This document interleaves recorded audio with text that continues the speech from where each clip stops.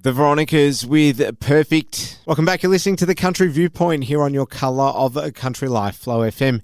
It's time to check in with Sam Telfer, the member for Flinders in South Australia, and he's a busy man, and we're very appreciative of his time. Sam, lovely to have you join us. How are you? No, very well. Always a pleasure to talk to you and the listening group at Flow. Well, let's get right into it, Sam. One of the hot items on our agenda today, Sam, is talking about this new paper that's come out about the future of Eyre Peninsula farming. There's a lot to this, I believe 5 different categories, and we've sort of tried to pick it all apart here on Flow FM over the last day or so, but there's a lot to get through with it.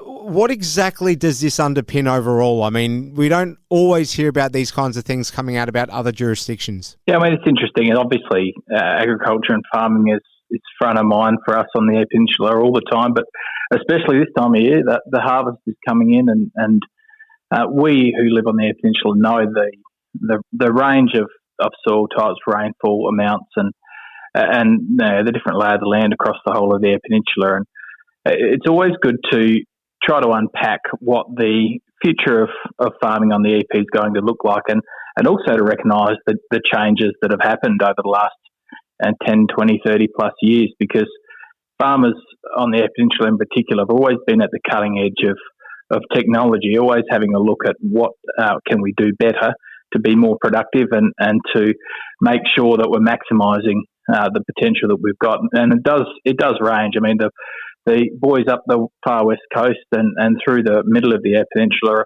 all finish their harvest and often have to deal with seasons that close off pretty quickly. And these are the areas that I think when we're looking at some of the potential investment into further tech into some of these more drought-prone areas, it's really important. I mean, we've got the Minipur Agricultural Centre, which is the longest-lasting continual project farm looking at low rainfall area that has always been prominent when it comes to, across the whole country when it comes to looking at these low rainfall areas. And further down the peninsula, the southern end are still busy during harvest and obviously a higher production area on average that has to deal with a different range of issues.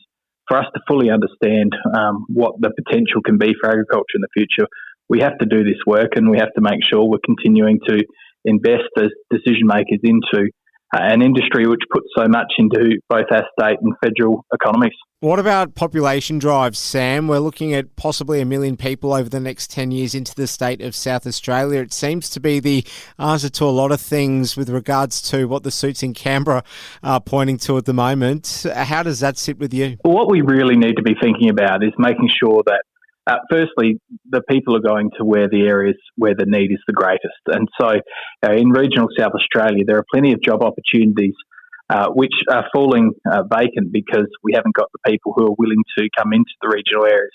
But then secondly, we need to make sure we're actually investing into the infrastructure, the housing, and all those services which underpin a sustainable community. It's no use bringing a bunch of people into a state or into a region if there's not a place to house them, if they don't have a home, if they don't have a place that they can go to school, or if they don't have appropriate infrastructure that goes with the need for population. In regional South Australia, we have got so much potential, but our state is always so very much centralised in Adelaide. I hope that in decision making, and certainly in some of the shadow portfolio roles that I've got, I'm encouraging investment into regional South Australia because some of these centres have got massive potential for economic growth and thus underpinning who we are as communities and making sure that instead of communities shrinking in size and us losing communities, we actually stop that shrinking and look at potential of growth. But we've got to do so in a sustainable way. And, it's the core industries of regional South Australia, such as agriculture, mining, aquaculture, fishing, which really do need that sort of attention. And to put in the infrastructure which actually accompanies that and enables that as well. So it's roads, obviously it's ports, export facilities, but it's also some of the things, like I've been going on about for a while and will continue to do so. The Doppler radar, weather radar on the Eyre Peninsula, which is absolutely crucial for agriculture, fishing, emergency services. These are basic pieces of infrastructure we've got to get right if we want to have sustainable communities. We'll pause for a moment. Back with plenty more soon with Sam Telfer, the member for Flinders in South Australia. It's the Country Viewpoint third hour on Flow FM. Bebe Rexha and David Guetta with 1 in a Million. And welcome back. It is the third hour of the Wednesday Country Viewpoint on Flow FM. And I've got Sam Telfer on the line with me, the member for Flinders in South Australia. Sam, looking at this report that's come out detailing the future of farming on the Eyre Peninsula, what about the social category that this research looked into? How do we sort of, unbundle that aspect of it, Sam? What we really need to be aware of is what the basic fabric of our community and society needs to be sustainable. So, we talk about hard infrastructure and roads and airports and ports and that sort of thing, but it's also the services within our communities which have to be delivered in a sustainable way. And most prominent for us on the Eyre Peninsula, and I think across most of regional South Australia, is a health system which is actually responsive and provides that certainty for people of all ages that if they live in a regional community, they're going to have that health support at the times they need it the most. But we have been pushing for a long time for a better way to do a general practice. The doctors in our community, especially here on the Eyre Peninsula, and some of those base services, GPs, nurses, we have to get right, and we have to make sure that they're sustainable. And also we have to be aware that obviously not every specialist is going to be able to be in each region. So we have those support structures in place that actually enable people to be able to travel where that specialist care is available, whether that's all the way to Adelaide or whether it's some of the bigger metropolitan areas.